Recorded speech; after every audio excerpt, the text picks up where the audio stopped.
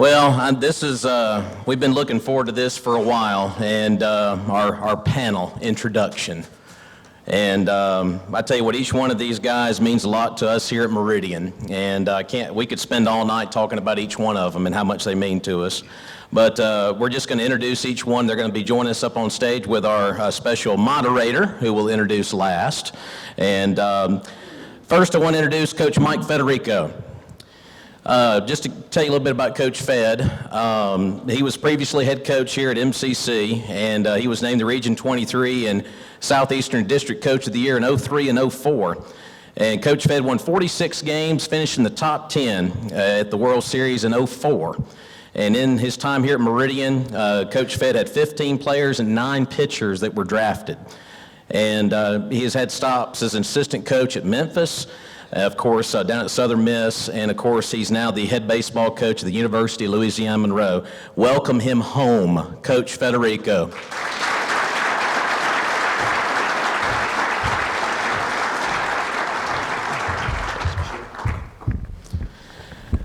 Oh, I can't say enough about this one. Chris Curry. Coach Curry previously was head coach here at Meridian. Of course, he played here at Meridian. He was 69 and 44 in his 2 seasons here at Meridian as head coach, and of course he was Mizzlou Conference Coach of the Year in 2012. And as a player, Chris was selected all Mizzlou Conference and all Region 23 twice, and he was Baseball America's #1 rated junior college prospect in 1998. Coach Curry continued his collegiate career up at Mississippi State, and he was drafted in the 9th round by the Chicago Cubs in the '99 draft. Of course, he is currently, I believe it's your 9th year, there at the University of Arkansas Little Rock. Let's welcome him home, Coach Chris Curry.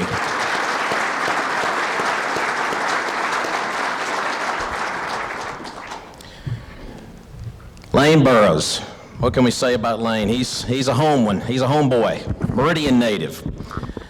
Lane played right here at MCC, and he was a good one, helping our program to back-to-back Region 23 championships and a berth in the College World Series in '93. And of course, he's had a lot of stops, 17 years as an assistant coach at some great programs, Mississippi State, Southern Miss, Kansas State. He was named the head coach at Northwestern State in 13 and compiled 113 wins and 3 straight 30-win seasons from 14 to 16. He is now the head coach at Louisiana Tech and has led that program to back-to-back regionals and a Conference USA Tournament championship during the past 2 seasons. Let's welcome him home, Lane Burroughs.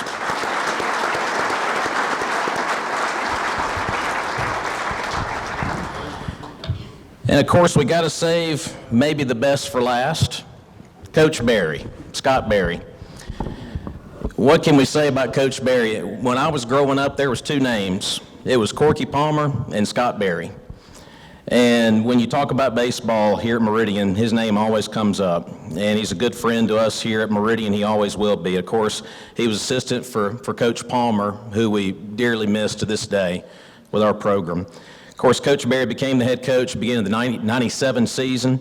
And of course, we went to the JUCO World Series in '98 and 2000 in your tenure. Of course, he was named the Region 23 Coach of the Year 3 times here at Meridian, District Coach of the Year 3 times, and an ABCA Region Coach of the Year during that time as well. He compiled a 185 and 58 record during those years. And of course, he has done an amazing job down in Hattiesburg at Southern Mississippi. And during his time at USM, Southern Miss has won 4 Conference USA titles, 4 regular season titles, 7 NCAA tournament appearances, and he's been named the League Coach of the Year on an occasion as well. Let's welcome him home, Coach Scott Berry.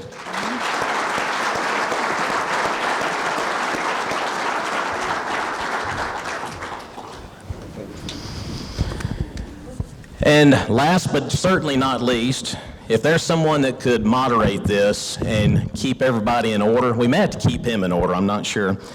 That would be our good friend Lindsey Hall. I think Lindsey has had a good relationship with all these men up here on stage, and he is going to be our moderator. Of course, Lindsey could probably tell you some stories from his time of covering some of these guys up here. But let's welcome here to moderate our event this evening from WTOK, Lindsey Hall.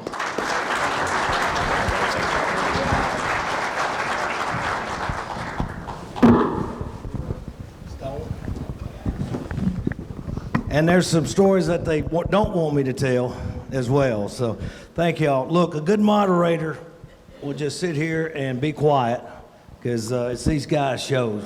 Unbelievable to see you guys, for one, and thank y'all. They don't have to be here tonight.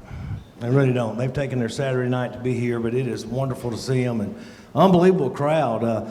Where's Coach Sudduth? We've teased often that we're going to have a TV and radio segment called Sudduth Says. I just thought it'd be a great idea.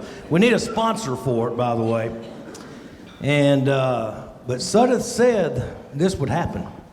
It's unbelievable. It really is. Thank y'all coaches for being here. Robby introduced Scott Berry. We know, a lot of us know Scott as Stone. I don't know if we'll get into that or not. So, or what? Drago. Drago. The guys I played with know him as Drago. Coach, I think we got to get close to the mic. That's Rocky IV, right? But everybody's mic okay? Scott? Check. All right.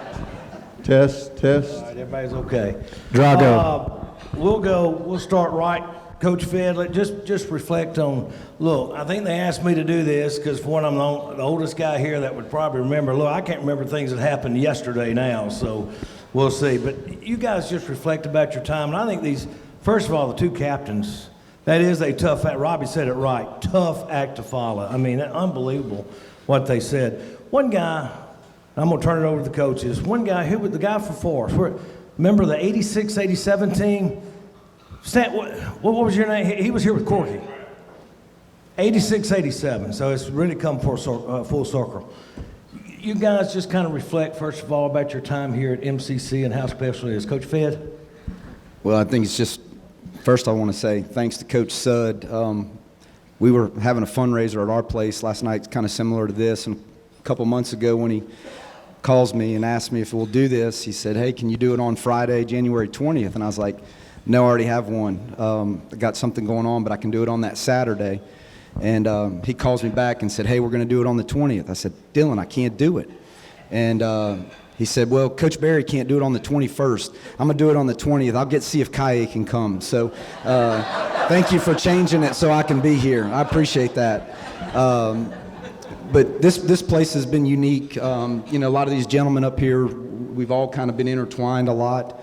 Coach Berry hired me here in the summer of 1999.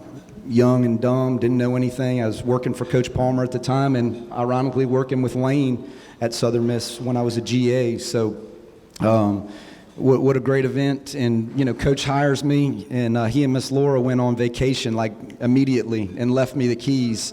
And I stayed at their house, didn't know what I was doing or anything. He's like, hey, you need to cut the grass, you need to do all these things. And I didn't even know how to turn the mower on, so it's been a lot of fun, and it's just an honor to be here. And I wouldn't be where I'm at right now at Louisiana Monroe if it wouldn't have been for my roots being started here. Chris? Chris Curry. I'm from Conway, Arkansas, and as a result, I played here in 97, 98. I was nicknamed by the greatest nicknamer of all times, Coach Berry, Conway.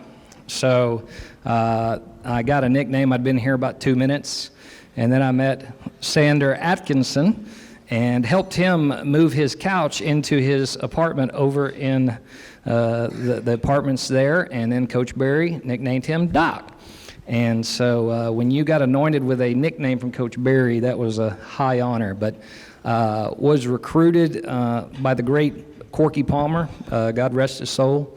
And at that time, you have to understand, no internet, no Twitter, nothing. There was only the phone on the wall or on the desk. And I got a call in the summer before I was supposed to attend. And I'm going to do a bad Coach Palmer impersonation, but it's something to the effect of, hey, look, Chris, look, I'm going to Southern Miss. And Coach Berry's going to take over, and you're just going to come on and play for him. I went, yes, sir, I'll be there. And that was it. No portal, no discussion, no thought. And all we did was go 102-20 in 2 years. And best 2 years of my life on the baseball field. Next to my dad, that gentleman right there means everything. So this place is special to me. It was great to coach with Coach Sudduth. God bless you for having to be my assistant in my first ever head coaching job here. I was a maniac. I'm sorry for everything I ever did. The field looks wonderful. The campus looks wonderful. I'm glad to be back. Yeah, the field is unbelievable, always has. Of course, Robbie talked about Lane being a guy here, West Lauderdale, Collinsville guy, and been around the game for a long time, and I know your whole family. It's good to have you home. Yeah, great to be here. Look, we're all connected. I recruited Jared Parks at Mississippi State. First thing I did, almost lost my job over Jared. Chris was my pitching coach, my first head job, and another way we're connected here tonight, I'm extremely nervous because my college speech teacher is in attendance.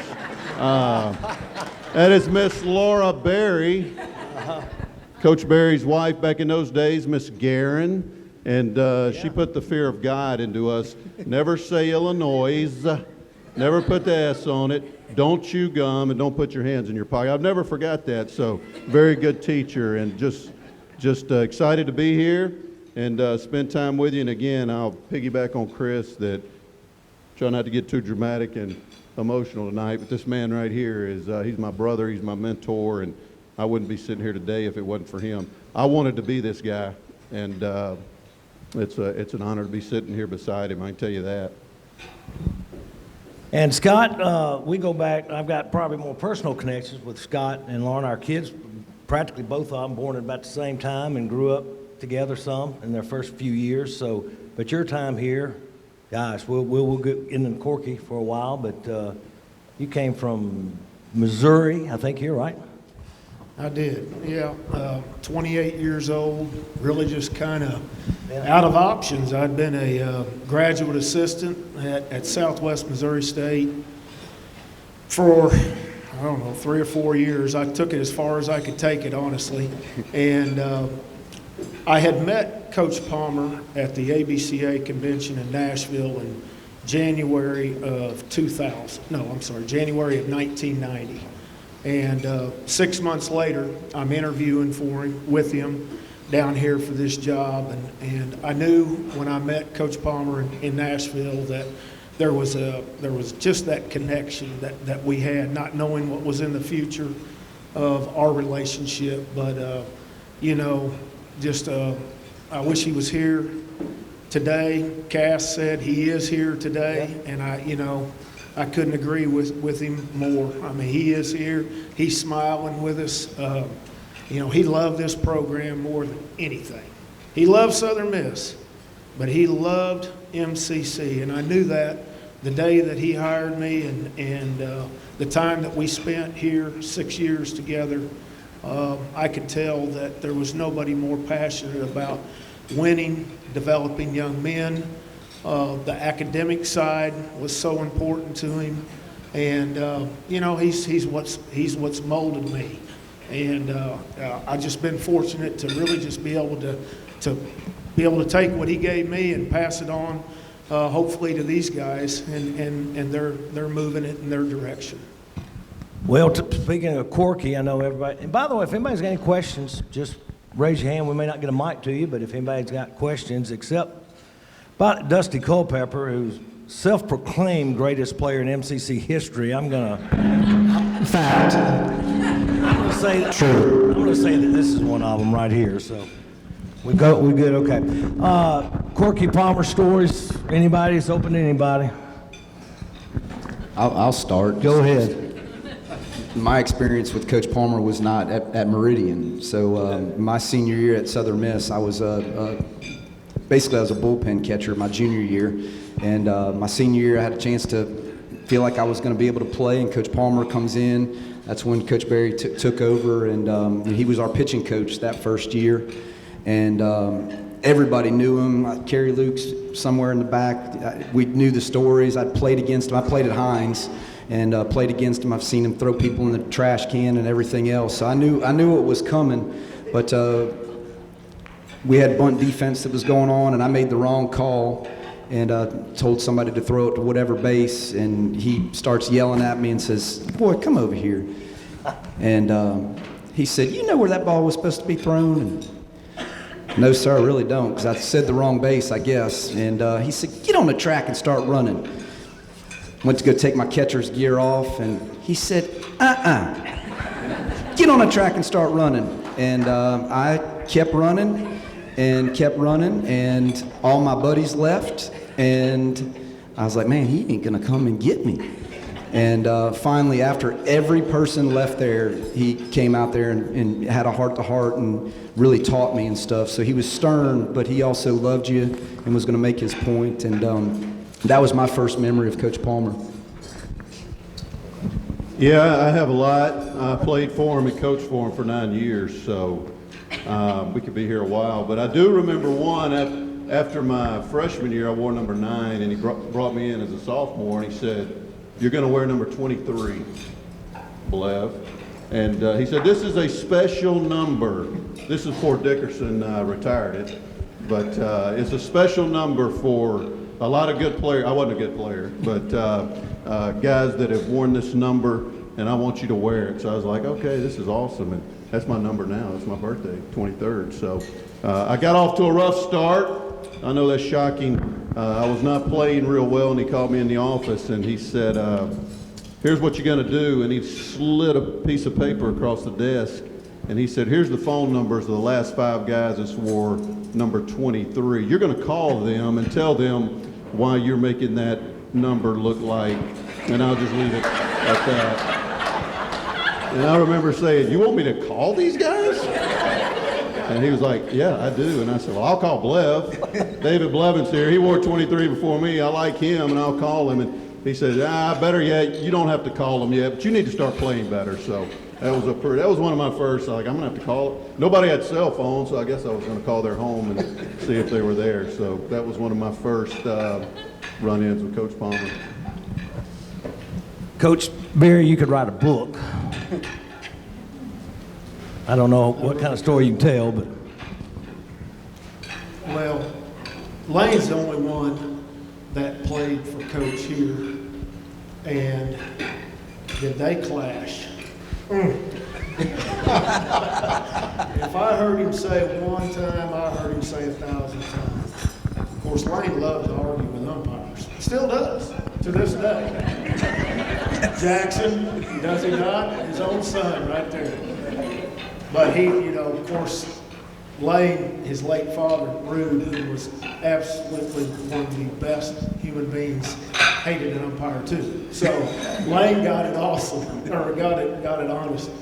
But I don't know how many times that Lane would come in after a bad call, and Lane would be voicing his opinion, and Coach Palmer would go, "Shut up, Lane! Just shut up!" But boy, they'd go at each other. So those are just. Lane was an awesome player. He was hard-nosed. He didn't like to lose, and that's the way Coach was too. I mean, that's the way we all are. But some of us show it different than others, and those two really mirrored one another. But they had just a great relationship as a player-coach. And I know Lane, just the memories that he has playing for Coach are just some of the best memories that he has. Has there ever been a slower walk from the dugout to the mound than Corky Palmer? Just took him a month. It's just. Well, yeah, maybe. Yeah, Coach Graham from Rice, he's retired now. But When he was going to make the hook, though, it took a month for Corky Palmer to. They always said if he had his finger in his left ear, he was going to the pen. If he didn't have his finger in his ear, then he was staying with him, is what they always said. So. Laura, appreciate this. Maybe Dusty, one of my favorites. Some of y'all would remember Gary Harris, my cohort that worked a long time at WTOK in sports, and we used to have guests that come up, be on live at 5. Scott had, but Corky would come up, and Steve Clements would come up. And Gary had one jacket at the time he wore over and over and over, a navy blue jacket, and those of us in TV would put on some pounds from there, here and there. I have, obviously, 30 pounds 30 years ago, and Gary had put on a few pounds, and Corky was on the show, and Gary had this one blue jacket he wore for years and years. Gotten a little snug on him. And Corky was on the show, came back later, he said, Coach Hall, and it was about 30, he said, Gary's got to get rid of that 38 reg, go to about a 42 reg. and you remember, and Steve Clements to this day, and Corky, and we've talked about it for years and years. That's 30 years ago, I guess. That was Corky. He was still in shock that you guys had shorts on. Oh, yeah. Didn't know that y'all didn't have pants. Suits and ties here up, shorts and sandals from there down. No more, though. The student athletes talked about MCC being a family, and I think when we look at here, I mean, it truly is, right, Chris? I mean, It is, and I'm going to do a mic check here. Is that better? I apologize. Some of the best friends of my life, some of the best stories. Was very fortunate to go on and play a few years after Meridian, and still in contact with the guys today. Cliff Lee was a teammate. Just a story on Cliff, who Coach Berry nicknamed Pepper, and so he anointed him with that nickname. No internet, no Twitter, no video, no nothing. Coach Berry would say, now listen, if y'all have got a buddy back home that you think can play here, and that meant run the 6-minute mile, that meant on the track, that meant play here. Let us know. And I said, well, there's a good left-handed pitcher up the road in Benton, Arkansas that I think we need to recruit. Comes on a visit, I'm his host, and he signs with Meridian. And that's how he got here, but still in touch with Cliff and the relationships, lived in Myrtle Estes, and God bless Coach Blevins. He was assigned, I don't know what his title was, GA or assistant, but he lived in the apartments next door to us. And one wall separated him, and I believe you guys were just married, and God bless them. And we were knuckleheads. Thank you for not ratting us out. But just the relationships and the memories I'll never forget. it is family. I mean, it sounds cornball sometimes, but truly, I mean, you guys prove. Look at the coaching factory this place is. I mean, it's. Yeah, it's incredible. And, you know, I was fortunate. I appreciate Dylan and Jared when the Meridian came over and played at our park this fall. Opened up with They didn't come to our place. Huh? They didn't come to our place. They didn't know. They came. I begged them for years to come to our place, and they finally relented. But they asked me to speak to the team, and I mean, I'm telling you, it meant the world to me. I mean, I've been a Division I head coach for a long time, been doing this 28 years, and to be able to talk to those boys, and I told them, look, man, when that green rolled up in there, I got chills. That ain't just lip service. It meant something, and I'm like bouncing around the offices and I'm like, the Eagles about to put it on them, and they did that day. They made Colin like it, but you look at the scores, you keep up with them, and love to see those guys go to other places and play. But it is a family. It's a 6 degree. What's that game? 6 degrees of Kevin Bacon. It's 6 degrees Separation. Of, 7 separation. I mean, you know, having worked with Fed at Southern Miss, Coach Curry being pitching coach for me, and worked with Coach Berry and played for him, and it's and to this day, you know, it's one of those things. I know we talk about. I wish it was a 4-year school, and I know I did. My 2 best years of my life, in a lot of ways, with my career and everything that happened right here over there at Skaggs Field. So, yeah, it is a family, and that's not just lip service. We're not going to keep y'all here late tonight, by the way. I'm not sure which president. I think you were here with Bill Skaggs, the Skaggs Field, but Elliott, Dr. Hubner, all the presidents. But, I mean, a lot of people say athletics a lot of times front door to university. It really is. And this baseball program is probably the most well-known thing about this school. But talk about each of you guys, just the support you get from the top. Scott, with Dr. Skaggs, which, I mean, this guy, if there's ever been a baseball guy. Yeah, I mean, you know, a lot of times as a baseball coach, you don't have a lot of connection with the president other than, you know, some type of beginning of the year meeting, something like that. But Dr. Skaggs, I mean, he was no stranger to our office. Great story. We were a little light on left-handed pitching, and I don't know what your scholarship budget is now, Dylan, but I remember at the time ours was $56,000, and that was to recruit in-state, out-of-state. Obviously, out-of-state costs more, but however we can split it up. And Dr. Skaggs would come down in the office, and behind our door, Coach Palmer and I we shared the same office. And behind our door, I had the recruiting board, and Dr. Skaggs would always shut that door. Shut there, and look at that. Looks like we could use a little more left-handed pitching, Coach. Dr. Skaggs, that's what I need to talk to you about. We got this pork chop lefty up in Memphis. A pretty good one. He could really help us. But we're out of money. Dr. Skaggs looked back at that board, scratched that chin, turns it. Never hurts to have too much left-handed pitching, Coach. Go see Tommy. Well, Tommy McDonald was our dean of students, and he oversaw the budget. So that was not uncommon to have Dr. Skaggs in our office. A huge Cubs fan, Andre Dawson, never missed a World Series trip in the 5 that I went with him. When I took over, I would return from lunch, and he would be eating a Whopper at my desk when I walked in. And I guess that was his little hiding place. I don't really know, but I would unlock the door, and there he is. I mean, juice dripping, and I'd be like, "Hey, Dr. Skaggs, Coach." So I would take a seat on the couch and wait for him to get through eating, and we would talk a little baseball, and then he would mosey on his way. But tremendous support. You talk about family. I mean, of course, I started my family here. Married my wife, Laura. She took a job, speech teacher, two weeks before I took the job here. She's from Pearl. And so we had our first child here, Garen, at Rush Hospital in '94, married in '92. But the family that we had at MCC was unlike anything I think I'd ever been a part of. I mean, from Walter, who's still serving us here, to Miss Hattie. I know she's not around anymore, but the cafeteria people, Fred Necross, who was our athletic director, Michelle Smith that followed her, the custodians, Larry Grayson, all those guys down at the physical plant, they truly invested and embraced our program, and I don't know about the other programs. I think they did, but I firsthand saw them invest in our program, and they wanted us to be good.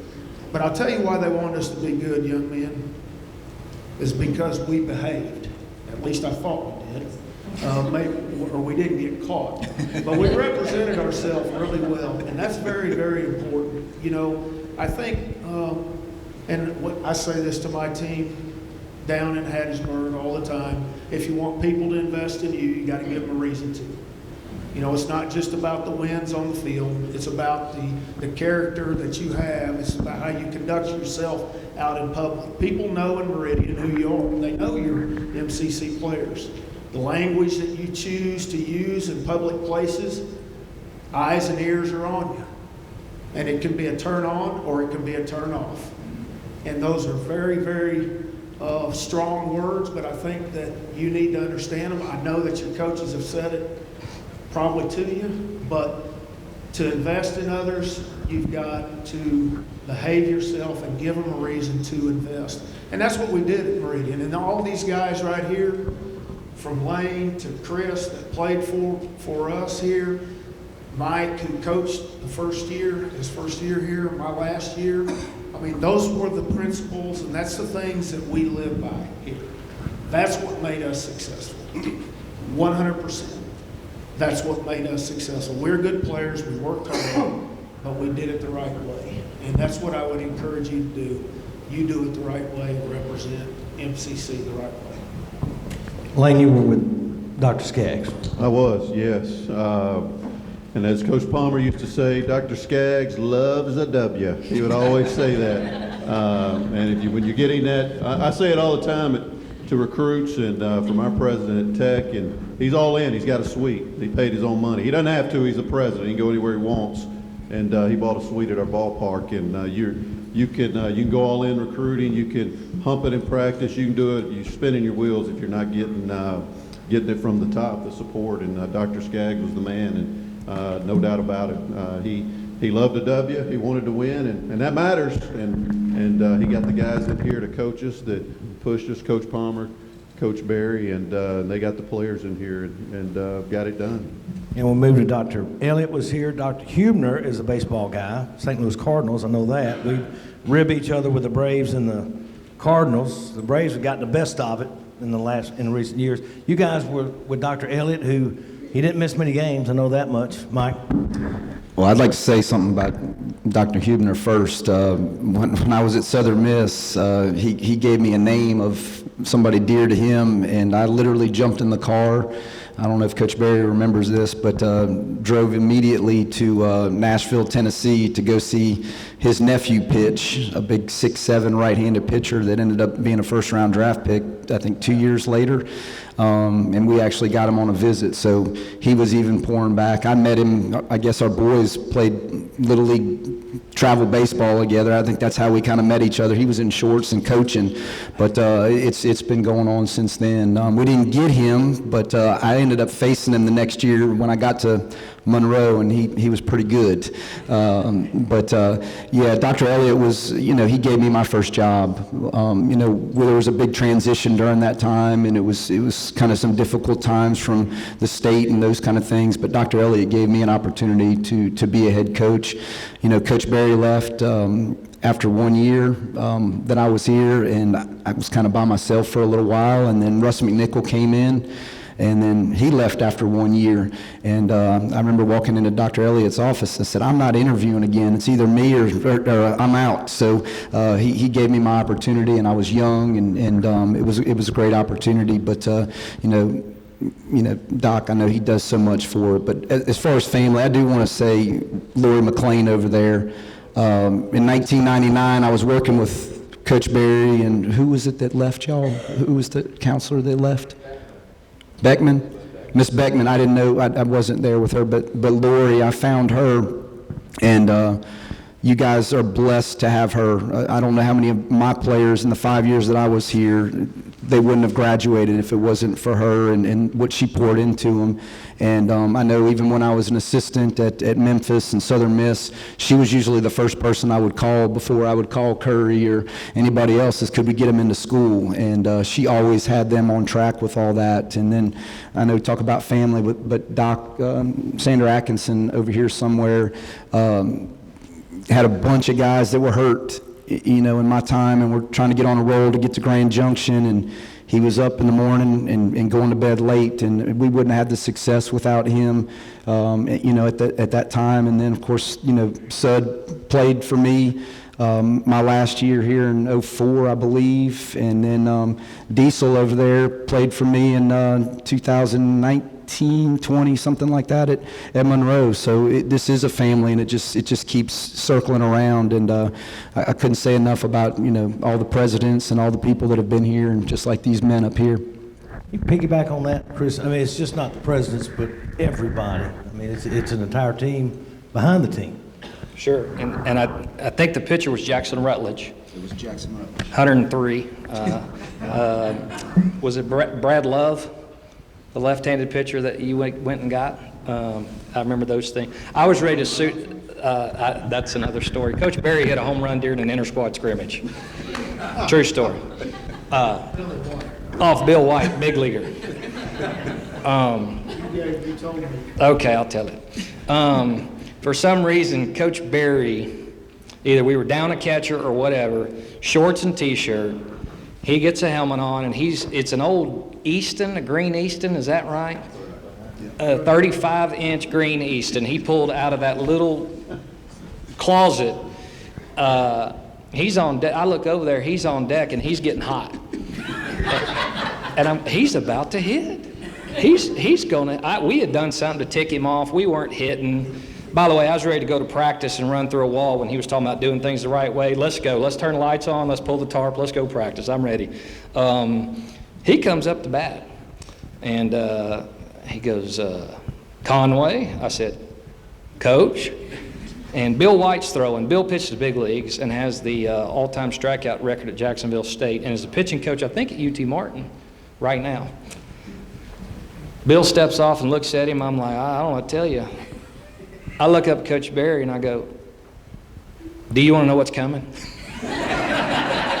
And Coach Berry is notorious for the nod. If you get the nod, you're in. He looked down at me and he went, okay. I said, all right, if I sniff, it's a fastball. So I think first pitch I put down, it curveball. I didn't say nothing. He took it like he knew it was coming. I said, all right. I went one and I went. Coach Berry leg kick, hauled off and hit it halfway up the hill. Bomb. It ain't landed yet. Comes around, looks at me, nods, and I don't think, until tonight, Bill White may know that, but that's a true story. That's a true story. Dr. Elliott, even, we had started the vision of renovating the field, and originally the locker room was going to be probably the size of this stage. I think it was just going to be offices. And then Cliff Lee kind of kick-started it, and then Dr. Elliott came in and finished it all. I don't know how. I just know it is what it is today, and Sud's done a great job. I'm so proud. We drove up on the hill because I had to take my wife Chastity just to see it, and I'm proud. But Dr. Skaggs and I would go to lunch, even when he wasn't here anymore, and he would need a report on the team. And he had retired, and we would go to lunch, and we'd meet at Applebee's and, well, how are we looking? We got enough pitching?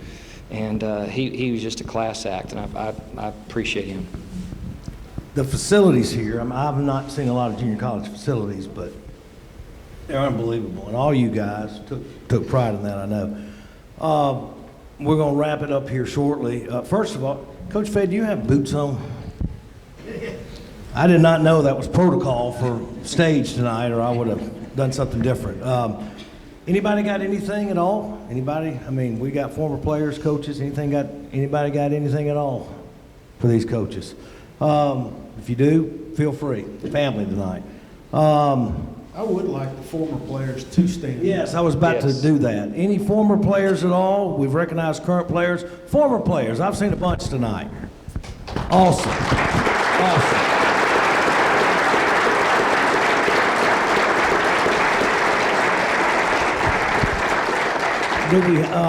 Have we told any Dylan Sudduth stories at all? I think we had one. Y'all got anything at all we'd like to tell them? I don't have anything on Dylan. Current coach, let's go ahead, because he's going to come up and close us out in a minute, he might roast. We were hoping Bill Barner was going to be here, the longtime EMCC coach. He couldn't make it. We understand his wife, by the way, is having some medical issues, so maybe a prayer for her, but boy, we were hoping he would be here because we were really going to torch him a little bit, but maybe some Coach Sudduth stories, because Tell us about putting the rocks in for MCC. I was going to bring that up. Or the warning I track. was working in the bookstore that summer, and I looked up. We're pumping his tires tonight, I know it, but he deserves it. And that dude put every rock. I watched him that whole summer. I looked out that window when I was supposed to be working, and he put every rock up there and did it himself. Yeah. No, I didn't. Yeah, you did. And I do know this, Blev, you'll remember this. I had to weed eat. A couple of us had to weed eat that hill a couple times for getting in trouble. But yeah, he did put you didn't do it by yourself? No. I was under the impression you did, so. The first year, being from Missouri, University of Missouri, football in their end zone, they had Mizzou and big white rocks similar to MCC, so I said we can do something with that hill other than watch James and Kerry try to mow it. And so I said, man, if we could put that MCC. So Bart Prather, who was our manager at the time, he and I we strung it out with string and stakes, and we painted it the first year. Well, as you know, it just keeps washing off, and you got to keep painting it. So I got with Terry Williams, who was our physical plant director, who is another one that invested heavily in our program, and a former coach. He was a former head coach here at MCC back prior to all of us. But So I talked to him. I could see down here when you got off the interstate by the train where it runs down there was a lot of rocks. They were crushing limestone and loading them on cars and taking them to wherever. But they had these big old rocks. And I said, we called him Coach Williams. I said, Coach Williams, do you think there's any way that we could get some of those rocks?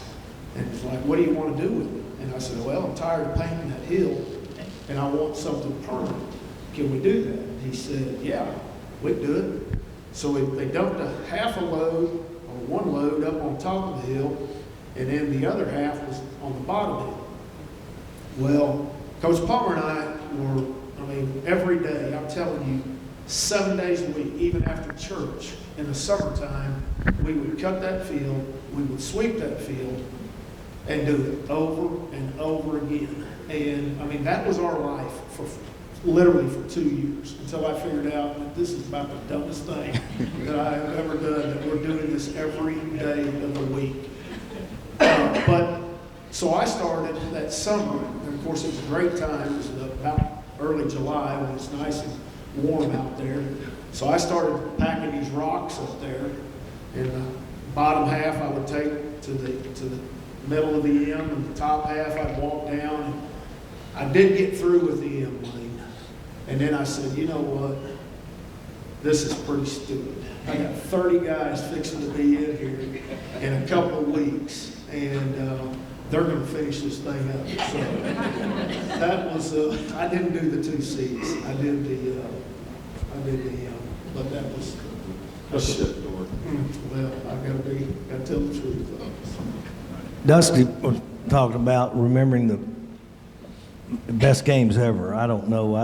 I remember the Delgado games. That was, wow. There was some great. I remember back and forth, coming from behind, walk-offs and stuff. But was Delgado, that was seemed to be Chris. Y'all all nodded. That was, and the first game of the year this year's Delgado, right? But was that when they came to town, or you guys went down? I'm from Louisiana, Yeah. and I wanted to come here to play because there were so many guys from Slidell when I was growing up that played here. Besh, I think, played with you, and Chuck Walker and Bill Tadlock, and so many people. So this is where I wanted to play, and Delgado was hated. But my favorite Delgado story is we were getting beat by him. It was a doubleheader. It was the first game of a doubleheader on a Saturday. I think Dylan was on this team, if I'm not mistaken. It was in 03, I believe.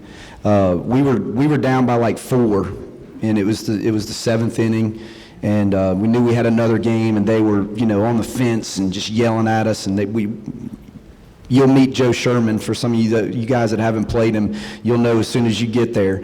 But we proceeded to score 9 runs with 2 outs, and absolutely pummeled them in the second game as well. And Coach Sherman didn't know what to do. But we were down by 4 or 5, and we ended up scoring 9 runs with 2 outs. And it was never quit, and Dylan was a part of that team, I'm pretty sure. And I do have one story on Dylan real quick. Sorry, because I did coach him. For 1 year, I was very fortunate. We had a really good shortstop on our 03 team. Brandon Rusev, he ended up signing 3 days into school. Back then, as long as you didn't go to class, I was trying to get him to go to class, but he was our shortstop on the year before that we went to Grand Junction, and we brought Dylan in we thought he was going to probably be more of a second baseman for us. He was a really talented player at Madison Central. We were really excited to get him, but Brandon ended up signing. And 3 days into school with the Devil Rays at the time, and so Dylan ended up becoming our shortstop that fall, and we went and played at Mississippi State against Shelton State for about the 25th time, and Dylan had a rough day. Honestly, he just had a rough day. Coach Polk knew him. He was a Mississippi State camp guy and all those kind of things. Coach Polk was actually how we ended up getting him, because he kind of pushed him to come this way.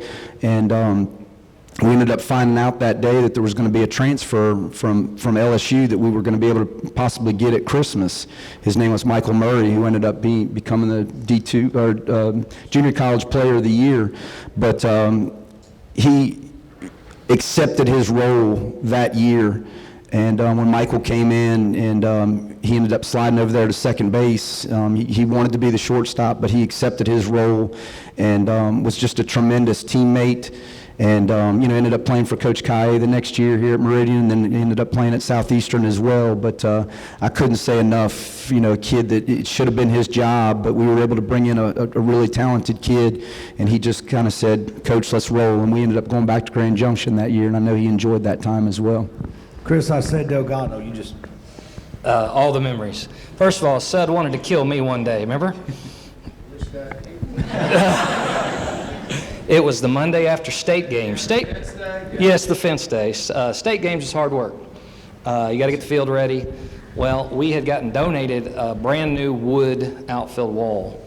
And I now know that state games after that, you need to take a break. It's July. Well, I made Sud start with me drilling each panel in the outfield wall right after the Monday after state games. And so for that, Like 6 a.m. 6 a.m. Well, it's not hot then, Coach. And I think we almost came to blows, but we didn't. But we got it done. Anyway, Delgado, my memory, Paul Phillips on the mound.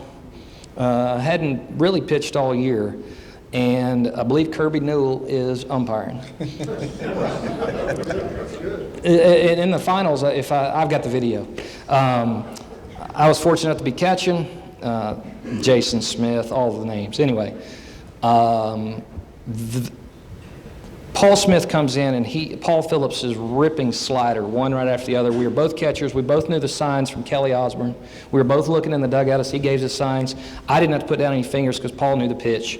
He comes in. Next thing we come out, Delgado throws a slider. It's right there. Catcher goes boom for Delgado, and Kirby, ball. Coach Sherman almost gets tossed right then and there. He's halfway on the field. It's on TV, WTOK, because in the dorm room we would push record and leave it there. VCR, sorry guys. And the next pitch is a hanger, and Paul Phillips just sees it and he sees it right out of the hand and launches it towards the track, halfway up the net. Is the net still here?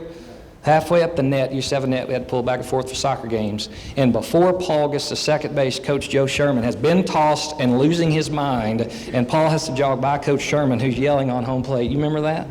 And I'll just say for you players, Alabama Auburn, Ole Miss State, Yankees Red Sox, whatever you need to fill in, Delgado Meridian. And it goes way back. I was going to say that. You played at State. I Go coached ahead, at take State. it. There was nothing more intense, and Coach Palmer had us so scared to go to Delgado. It was like we were going to Cuba.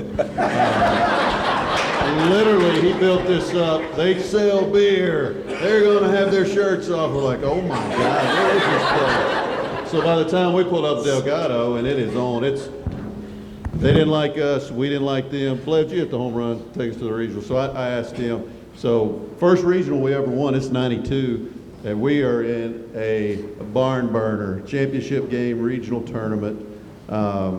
Winner goes to, I guess, is that right, super regional or whatever they call it, sectional, and they're winning. Bottom of the ninth, great crowd, and I like to say I won the game, guys.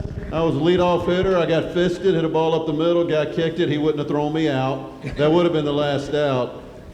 We scored a run on that, tied the game, and Blev walks up, David Blevins, and launches one walk-off. Probably to this day, probably one of the greatest games I've ever been involved in as a freshman in college, junior college, and the intensity and those. I can remember Joe Sherman coming in our dugout before a game and wanting to know why this guy's umpiring, and Coach Palmer losing his mind. And, the benches literally cleared every game. Like Chris said, Ole Miss State, I don't care. It was the most intense stuff ever. It was a very, very intense rivalry. Well, 1997, we were 25-0. We were ranked number 1 in the country from the beginning poll to the last poll. And we went into Delgado. Kelly Osborne was my pitching coach.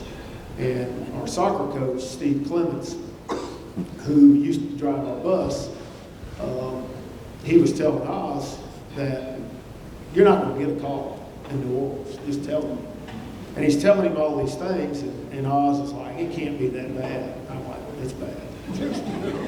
real bad. So the very first inning, we're 25-0, and nobody's even touched us yet. And so the first inning, Joe Sherman says he's given the umpires a pretty good cussing, let's just say, and they're just ignoring Joe.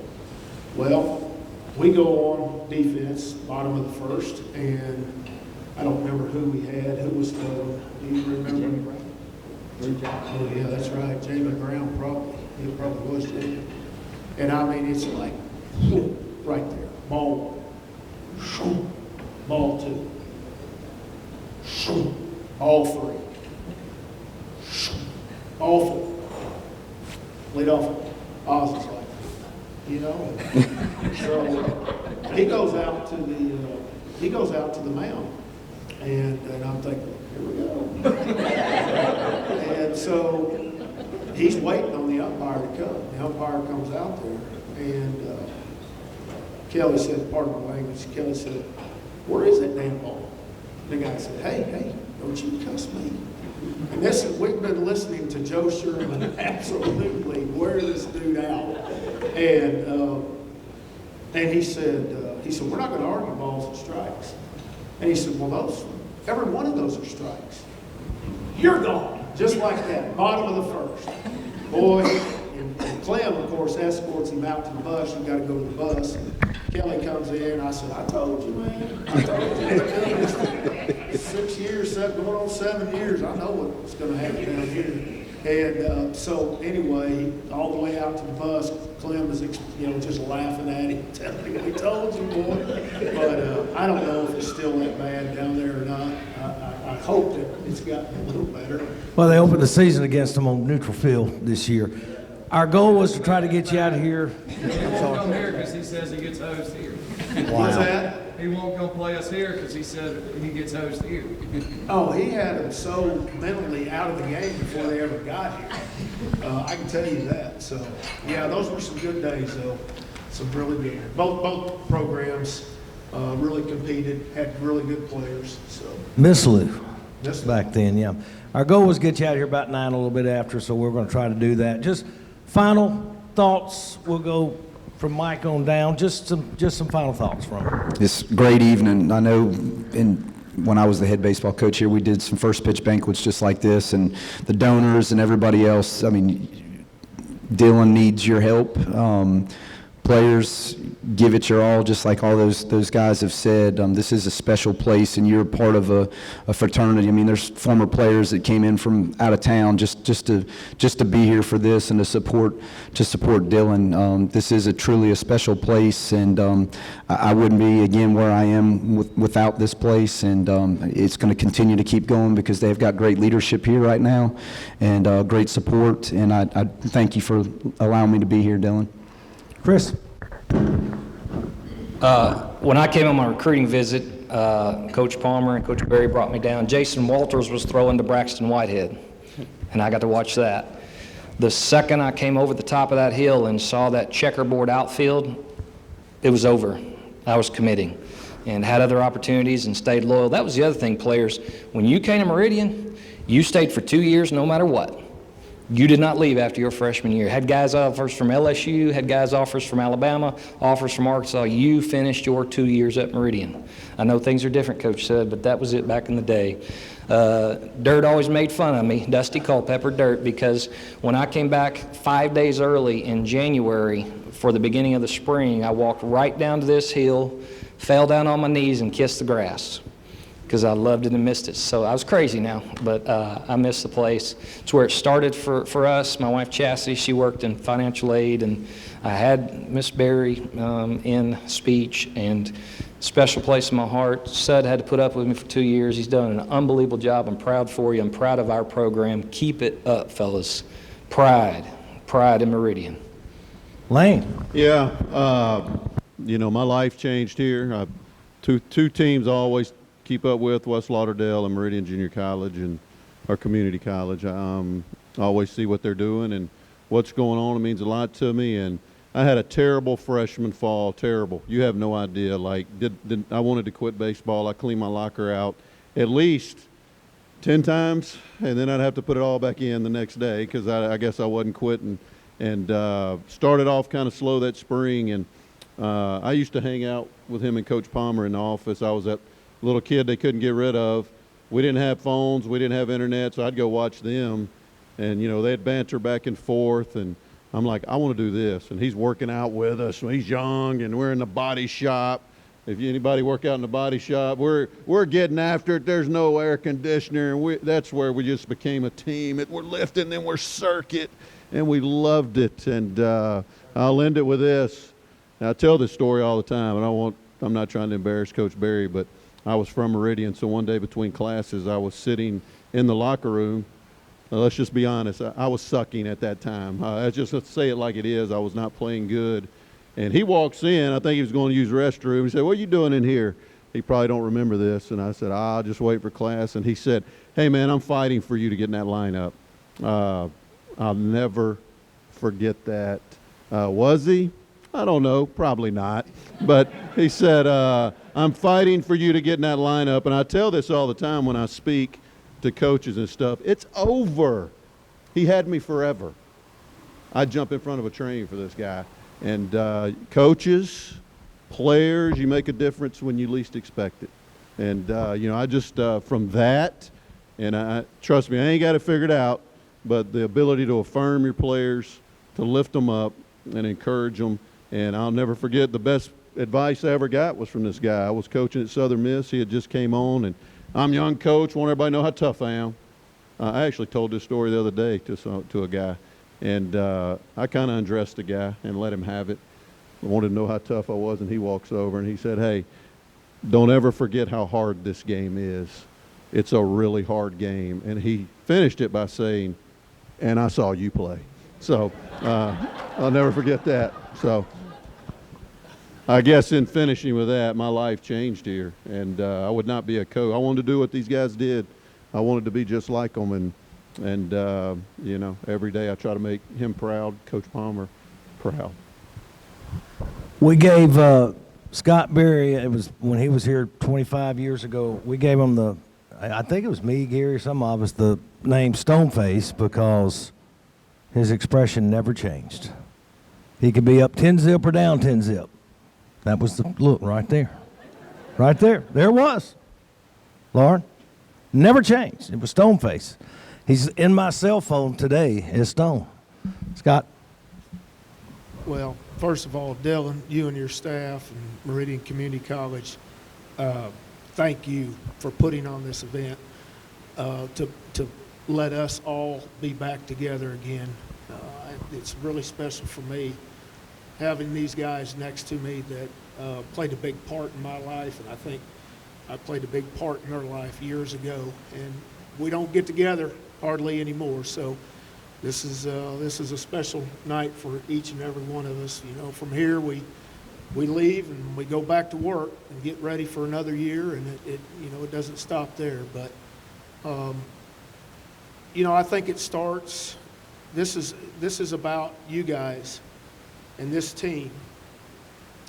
Your two captains addressed what they felt, and I certainly see why they were voted captains and leading you. You know, I'll tell you right now, I think this is year 39 that I've been doing this, and the quicker you guys can get chemistry, the more successful you're going to be. That's hard, man. It's hard. We had it last year. We had it as quick as any team I've ever been a part of. But what is chemistry? It's the ability to not be selfish. It's the ability to continue to work hard when your name isn't in that lineup. It's the ability to push your teammate to do his best. It's the ability to be accountable to one another. It's the ability to play a role. And it's hard because you got ears, or you got voices in your ears. And it may be family, it may be advisors, it may be former coaches, it may be travel coaches, it may be everybody that has nothing to do with your brother next to you and you. I have a saying at Meridian, or at Southern Miss, and I think it holds true, and it really kind of sums up what everything is. Our jobs are to put the best 9 players on the field. Your job is to be one of the best 9 players. The best 9 to start the game isn't necessarily the best 9 to end the game, nor is it the best 9 in the middle of the game. So at the end of the game, be one of the best 9 in that game to help your team win that game. That's chemistry. And if you can get however many, 30, 32 guys on the same level, you're going to win a lot of games. Because you'll have something that these other teams won't have if you can get it, and that's chemistry. And that's a love for one another from the work that you've done, the sacrifices and the commitments that you've made. And at the end, you will be rewarded for it. And that's way in the future. But it starts February 3rd against Delgado. Is that correct? So, you know, I know all of us, we know the tradition that's here. There's a lot of teams out there, a lot of programs that are just trying to figure out how to get tradition. Meridian Community College is tradition. It's winning, and it's winning championships. You have that in your DNA in this program. So work hard, go make us all proud, because we're watching from afar, I can tell you. So. There's a lot of wins in this room and on this stage. It really is. First of all, it's awesome getting coverage. I'm out of sports now. That's what old sports guys do. They move on to the dark side, to the news. But thank y'all. It was just a privilege getting to cover you guys. Big hand for all these coaches.